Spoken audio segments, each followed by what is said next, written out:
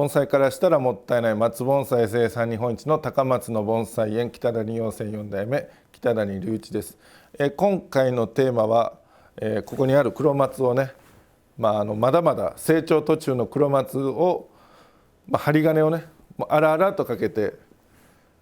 いい準備をするというか、そういう感じでいこうかなと思います。いい準備をするってちょっと抽象的な言い方なんですけども、これまだまだね本当面もちゃんと揃ってなくて、どうやって作っていこうかなってなかなか、まだまだ難しいとこですが、目切りするにしてもその枝抜きするにしてもやっぱある程度ね針金でいい癖をつけた上で手入れした方がねより無駄がなくいけたりするんですね。で針金かけて結構やっぱ大変な作業なんですけど、こういう太い枝をあららっと太い針金で太い枝だけをちょっといい位置に持っていっとく、細かい枝はもうちょっと後回しみたいな感じでして、それでちょっとずつね良くしていくと。そうです、芽がきれいに揃ってたらね、すぐにしてもいいんですけど、これもね別に細かい芽まで針金かけよう思ったらかけれるんですけど、今の段階はちょっとあららとかけただけで、そこから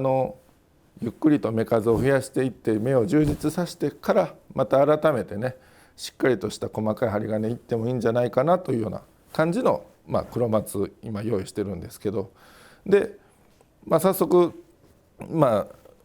る程度こう見てからかけていくんですが、その前にねやっぱり正面って大事なんですけど、今ね一応正面、この木の正面今のところはカメラの方向いてるんですが、針金かけていざよくしようと思うとちょっとね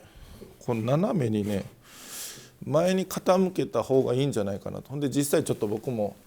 見ながらこの辺りがてっぺんになると思うので、ちょっとてっぺんをこんなもんかな、てっぺんちょっとねなんとなしに上がった方が、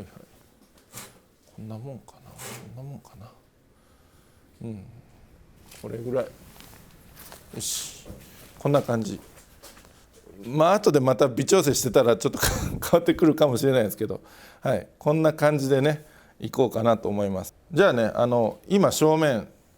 ちょっと微妙な角度はまた多少変わるかもしれないですけど、とりあえずこれぐらいでてっぺんがこの辺でっていう風になって、ほんでねまずこの作業の大きな変化といいますか、この枝がねちょっと切った方がいいなと。この枝今僕が持ってる枝をね、でこっちにも枝があるんですけど、ちょうど高さがね同じぐらいなんですね。で同じような高さから2本太い枝が出てるのはあんまり綺麗に見えないですし、でこれが大きすぎるのと、これがなくなってもこの枝が降りてくるとか後ろの枝でちょっとこう覗き枝も十分あるので、無理にこれを残さなくてもこの木は十分綺麗になるだろうと。じゃあ早速ね今から切っていくんですけども、この幹のねキワキワで切るのもありなんですが、ちょっと残してね削って陣みたいにした方が傷に見えないというかね、結局邪魔になったらもしかしたらまたキワキワになるかもわからないですけど、とりあえずはねこれぐらいで切ったらいいかなと思います。もう早速切っちゃいます。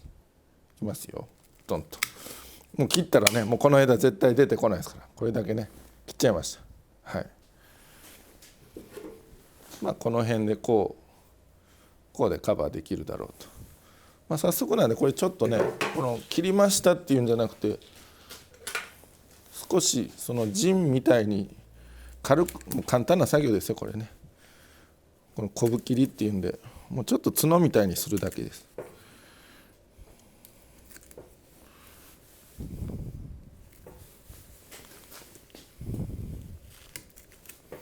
自然に枯れたようなねそんな感じにできたらなと。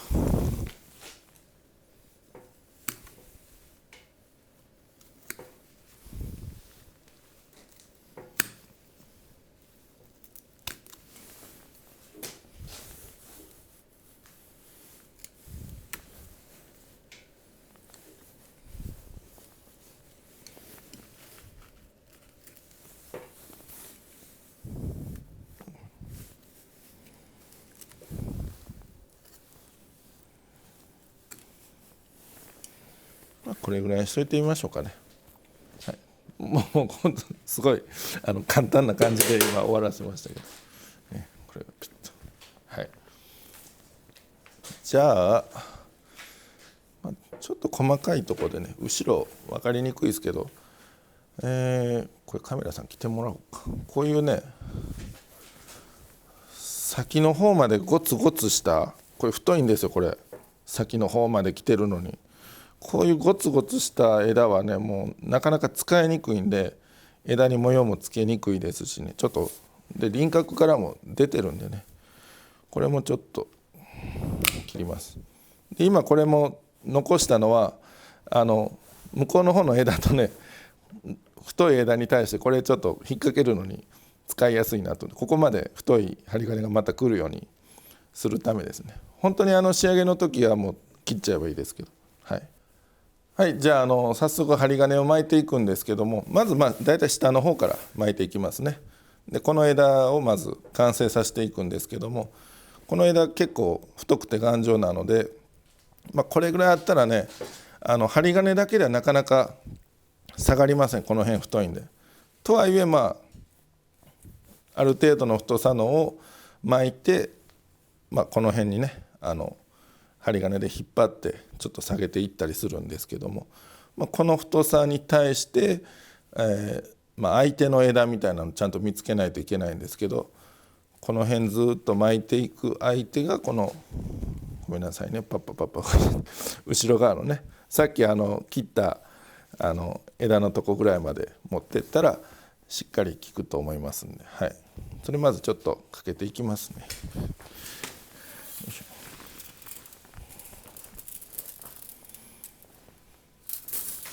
これが今持ってるのが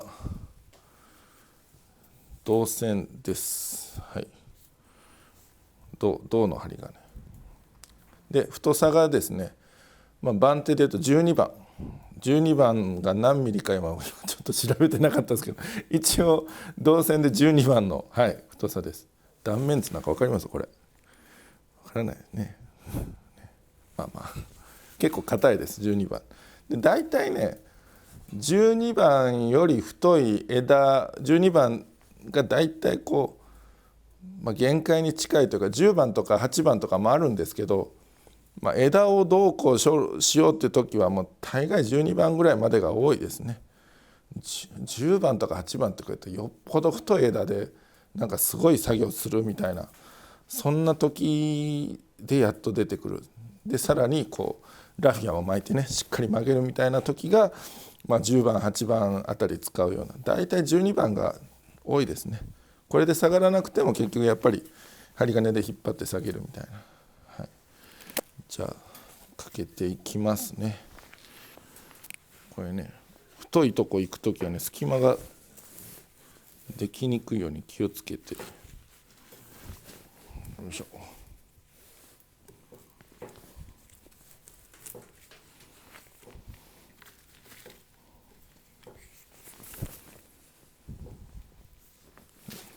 で一方は引っ掛けといて、その引っ掛けた隙に一応ね、綺麗な螺旋でねいくように気をつけてください。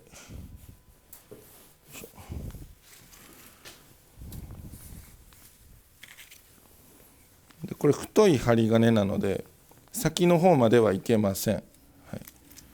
でもこれぐらいで止めとこうかな。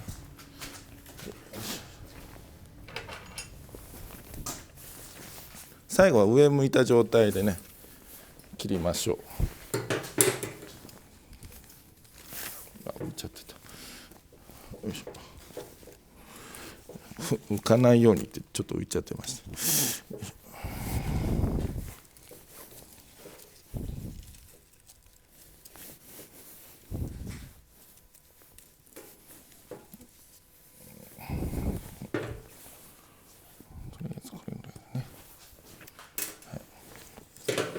でこっちは置いといて、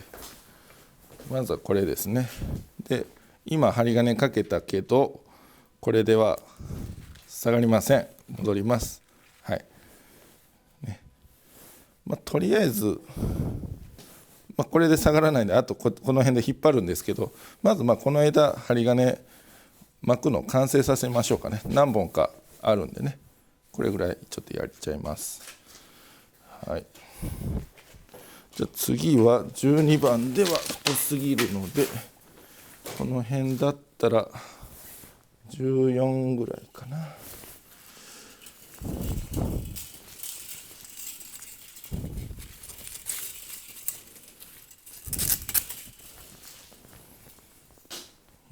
とりあえずこっちの枝のどっちからいこうかな、こっちからいこうかな。この枝とこの先まで行ってもいいか。こっち行こうかな。ちょっと太い細いがあるけど、これに行きましょうかね。とりあえずこれに、行きます。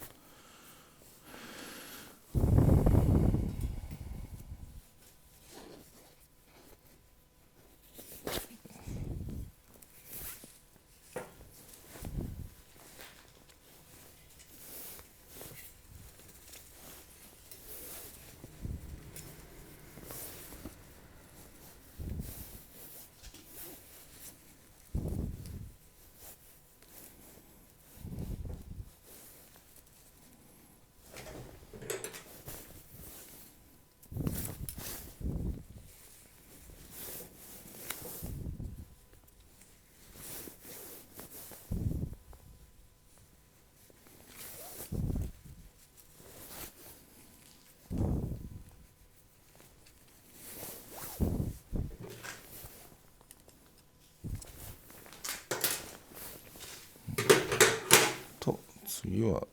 れとこれはちょっと細いので、番手を変えようかな。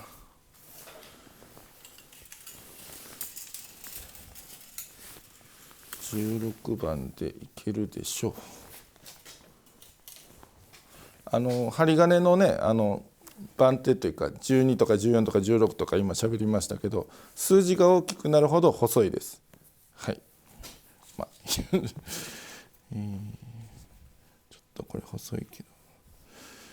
これはちょっと細いか。いいか。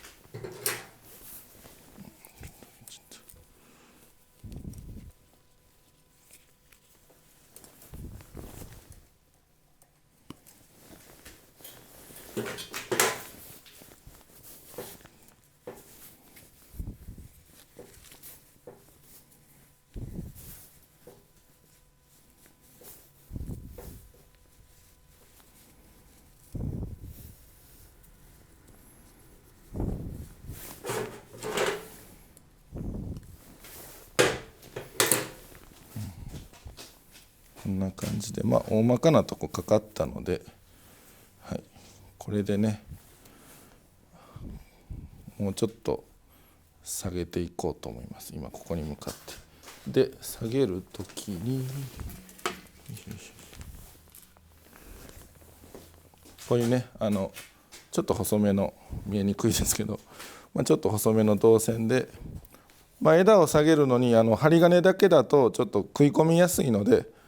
こういうね中穴が開いてるんですけど、こういうゴムを針金に通して、でこれで巻けばねちょっとでも食い込みが軽減されるという、こういうね幹なんか、枝同士でもそうですけども、巻く時にねゴムがあった方がうまいこと場所が合えばいいんですが、これでいける。でこっちの方もから曲げるかというのにもこういこうか。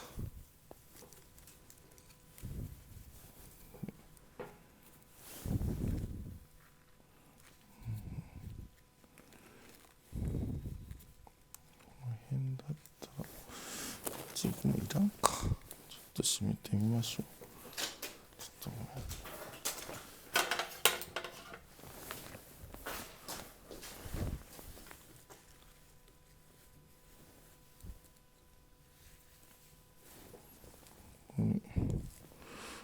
これだと、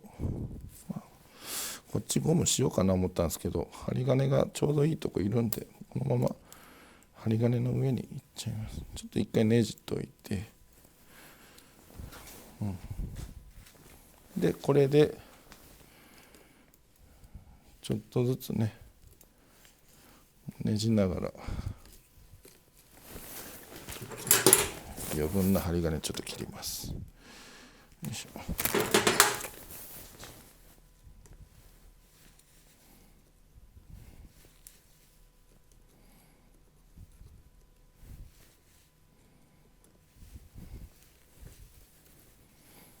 これでどうかな。まだまだちょっと一回見てみます。もっとだな、だいぶんだ。はいはい。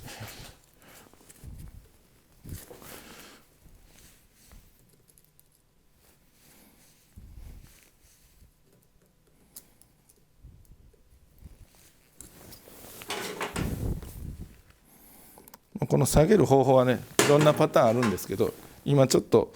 一人でやりやすいパターンでやってます。これでどうだ？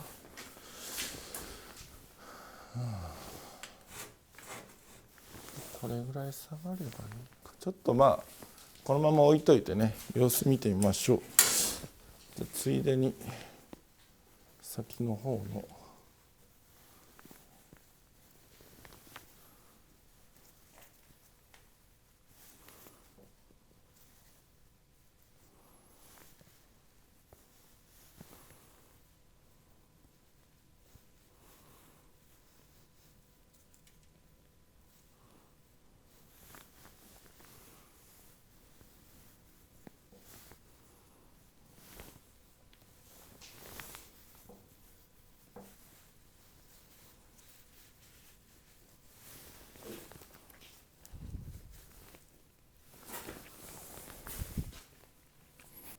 はい、今日はねとりあえず1の枝だけで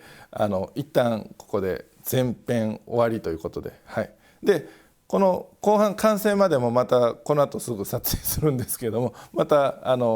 公開までちょっとまあお楽しみということで、とりあえず今回はここまでということで、はい、一旦区切らせていただきます。はい、盆栽からしたらもったいない北谷4004代目北谷隆一でした。チャンネル登録高評価、メールマガジンもよろしくお願いします。